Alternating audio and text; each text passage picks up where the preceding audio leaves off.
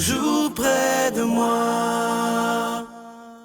Bon début de fin de semaine. Aujourd'hui, on prend le temps de savourer la parole de Dieu. Je pense que c'est important de bien déjeuner le matin, mais aussi de bien savourer cette parole de Dieu. Aujourd'hui, on va rejoindre Claudine Potvin. Elle nous parle d'un sujet que j'aime beaucoup, la tradition, justement les traditions du temps des fêtes. Mais je ne sais pas si pour vous, c'est comme pour moi.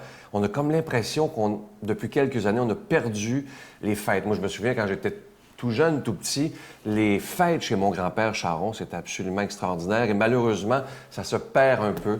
Et on s'en va rejoindre Claudine. Cette émission vous est présentée par l'organisme catholique La Victoire de l'amour. Depuis toujours, l'être humain cherche le chemin qui mène au vrai bonheur. Pourtant, encore aujourd'hui, notre monde se meurt d'un manque d'amour. Il y a plus de 2000 ans, un homme du nom de Jésus de Nazareth est venu bouleverser le monde, et ce, à tout jamais. Si tu acceptes le Christ dans ta vie, tu es condamné à être heureux.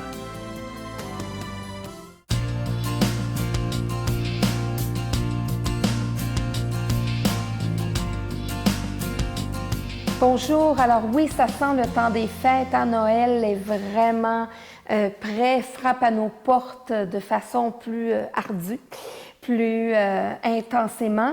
Aujourd'hui, je voulais vous parler des traditions, justement. Vous savez, je vous en ai parlé, ma mère est décédée en juin dernier et ça sera le premier Noël que je passerai sans ma maman. Et je me disais, ça me fait vraiment réfléchir à ça. Je me disais, comment peut-on justement être capable de traverser des moments comme Noël, des moments privilégiés où c'est des rassemblements de famille. Moi, ma famille déjà était très, très petite. Je n'avais que ma mère, mes enfants, etc., mon conjoint.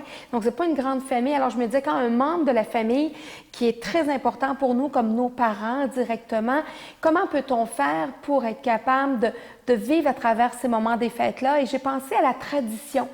Les coutumes, les traditions, quelle belle façon que de faire revivre, de sentir la présence de ces gens qui ont été tant aimés à travers les traditions. Donc, je vous invite à penser à ça cette semaine et à travers tous vos processus de fêtes pour justement le temps des fêtes, de penser à ces traditions-là. Y a-t-il des choses que vous pouvez justement incorporer, inculquer à vos enfants aussi des traditions, des coutumes qui vont se poursuivre d'année en année et qui vont permettre à vos enfants, à vos petits-enfants de se souvenir de vous, mais aussi de se souvenir de personnes disparues.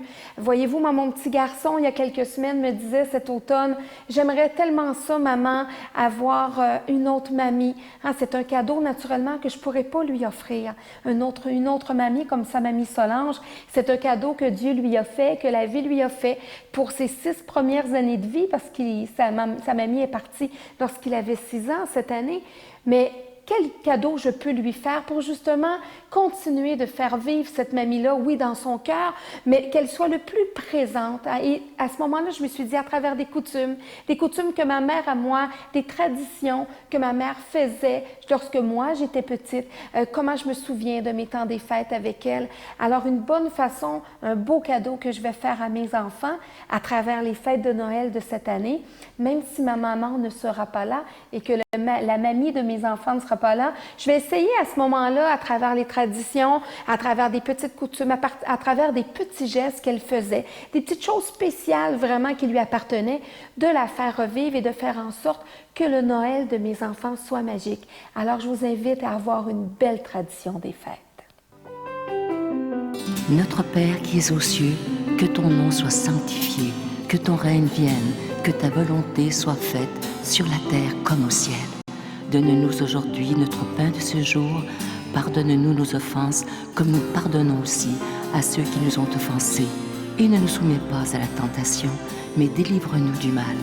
Car c'est à toi qu'appartiennent le règne, la puissance et la gloire, pour les siècles des siècles. Amen.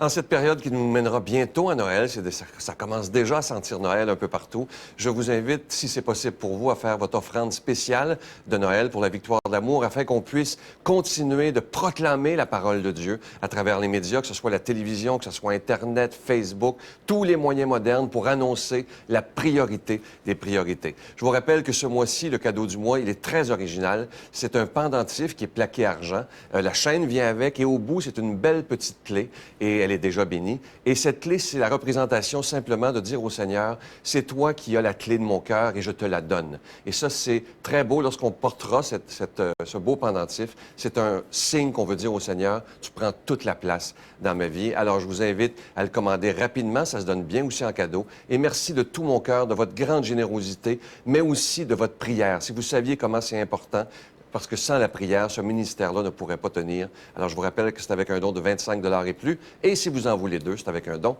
de 40 $. Je vous donne l'adresse. La Victoire de l'amour, casier postal 120, succursale Boucherville à Boucherville. Le J4B 5E6, je vous la redonne. La Victoire de l'amour, casier postal 120, succursale Boucherville à Boucherville. Le J4B 5E6, également par carte de crédit, par téléphone, dans le 514-523-4433, 523-4433 ou sans frais. Le 1-888-811-9291, 1-888-811-9291 et aussi sur notre site Internet, le www.lavictoiredelamour.org. Moi, je veux vous dire des milliers de fois de merci pour votre grande générosité. Merci.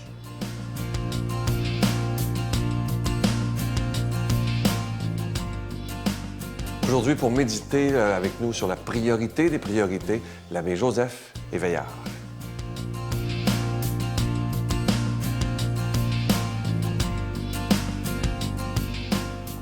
Bonjour frères et sœurs. Aujourd'hui, nous voulons continuer la route avec cette belle émission qui arrive au cœur de tout ce que tu vis de ton histoire, de ta vie, de ta retraite.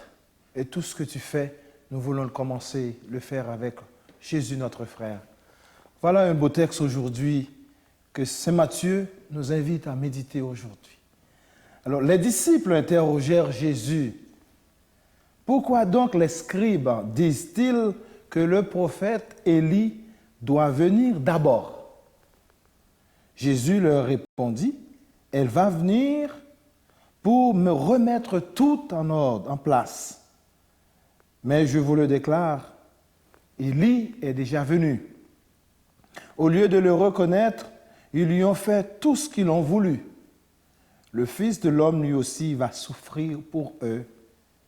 Alors les disciples comprirent qu'il leur parlait de Jean le Baptiste. Parole de Dieu, parole de vie, parole d'amour. Mes chers amis, nous vivons un temps très spécial dans l'Église, le temps de l'Avent. C'est un temps qui nous invite à nous préparer à rencontrer quelqu'un.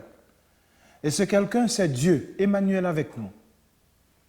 Comment vous préparez cette belle rencontre? Je sais, nous sommes dans l'effervescence des fêtes. Nous cherchons à préparer nos réveillons, des cadeaux pour les amis, des cadeaux pour la famille, la rencontre.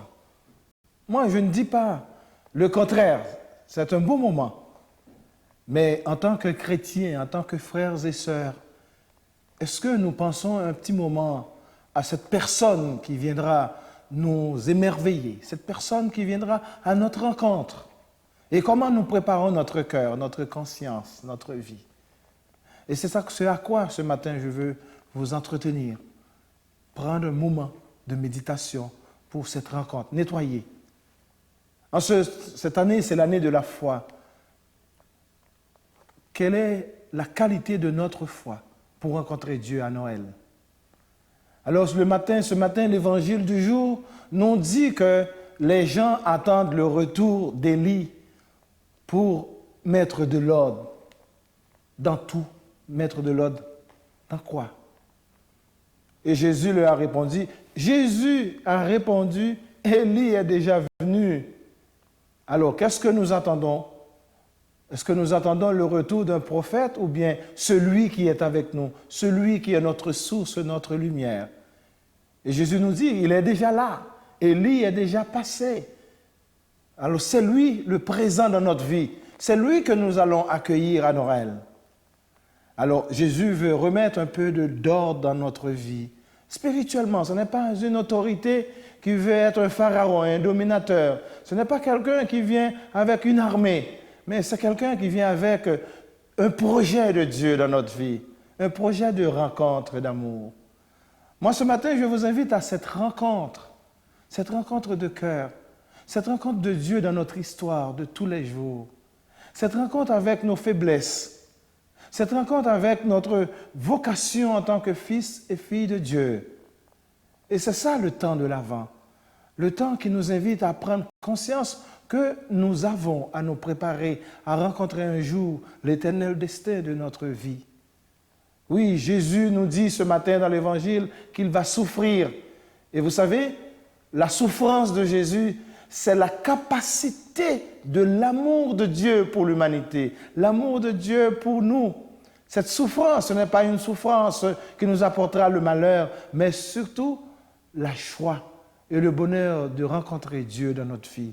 Cette souffrance va nous amener à comprendre qu'un jour, nous aurons à faire ce même chemin, à souffrir aussi pour arriver à l'éternel destin de Dieu dans notre vie. Oui, frères et sœurs, ce matin, je veux prier pour la qualité de notre foi. Je veux prier pour que ce temps d'avant nous invite à prendre conscience qu'un jour, nous aurons à rencontrer le Seigneur dans les petits détails de notre vie. Et le Seigneur nous dit, à chaque fois que vous donnez un verre d'eau, chaque fois que vous faites un petit cadeau, moi je vous invite en ce temps de l'Avent à faire un petit cadeau à quelqu'un que tu ne connais pas. Quelqu'un qui n'a rien à te donner en retour. Oui, nous avons tellement de gens qui ont besoin d'une main, d'un support. Alors ce matin, frères et sœurs, je prie pour tous ces enfants, pour tous ces hommes et ces femmes qui n'ont rien et qui cherchent à travers ton geste de générosité un support, qui cherchent une lumière. Et c'est ce que nous sommes en train de faire ce matin dans cette rencontre le Seigneur. Je vous invite à la joie, je vous invite à l'amour, je vous bénis ce matin. Au nom du Père et du Fils et du Saint-Esprit. Amen. Bonne journée et que Dieu vous bénisse. Je vous salue Marie, pleine de grâce. Le Seigneur est avec vous. Vous êtes bénie entre toutes les femmes, et Jésus, le fruit de vos entrailles, est béni.